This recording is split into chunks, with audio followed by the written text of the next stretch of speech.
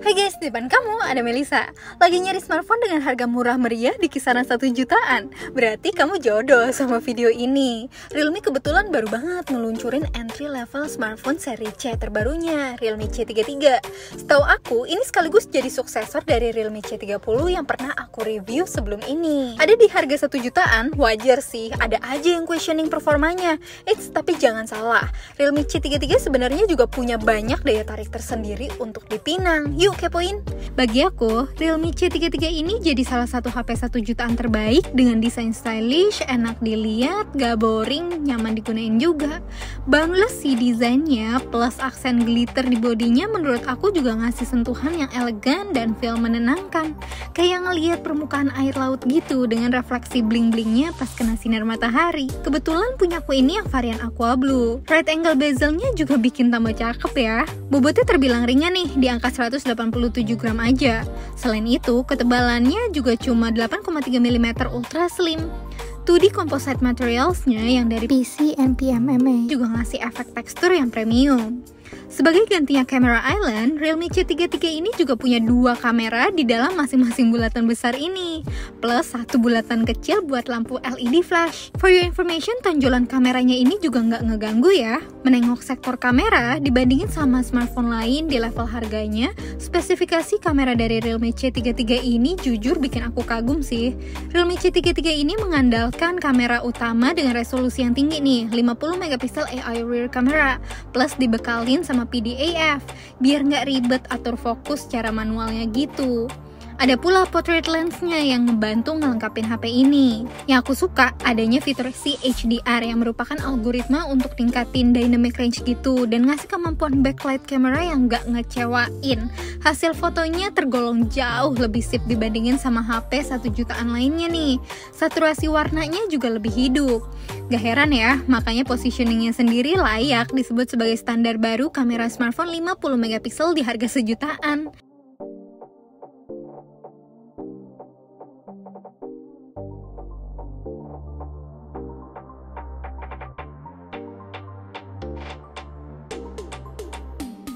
Super night mode-nya juga masih oke lah ya buat cekrek-cekrek di malam hari.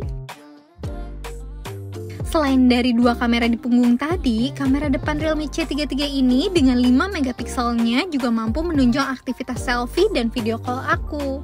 Emang sih banyak yang gak bisa berharap lebih sama smartphone di kelas harga 1 jutaan, tapi siapa sangka kalau Realme C33 rupanya sanggup loh support berbagai aktivitas aku buat main game kekinian ataupun multitasking. Guna memberi kenyamanan main game, Realme C33 ini memakai chipset Unisoc Tiger T612 dengan proses fabrikasi 12 nanometer, mencakup konfigurasi octa-core prosesornya.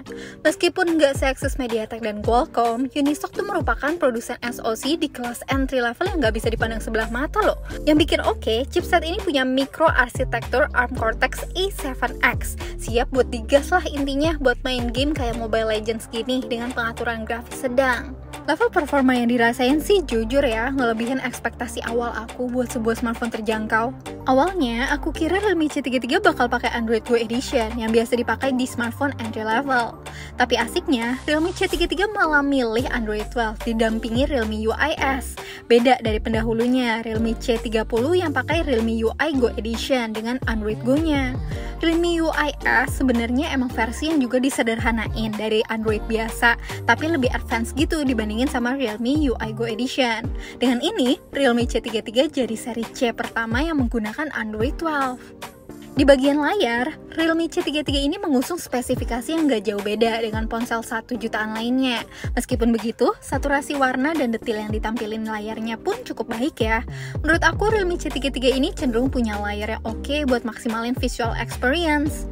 Hadir dengan ukuran yang cukup lebar di 6,5 inch mini drop full screen-nya, layar dengan panel IPS LCD ini beresolusi 720x1600 pixel. Aspek rasionya tuh di 20:9 dengan tingkat kerapatan pixel sebesar 270 ppi dan brightness-nya 400 nits. Layar berponi kecil ini pun cukup responsif pas diajak ngegame dengan 120 Hz touch sampling rate-nya. Terus mungkin banyak yang nggak ngeh nih kalau Realme C33 itu beneran berbeda dari smartphone di kelas budget lain karena punya UFS alias Universal Flash Storage yang versi 2.2. Biasanya kan smartphone di kelas harga 1 jutaan cuma pakai tipe penyimpanan eMMC dengan kecepatan transfer yang tergolong lelet ya.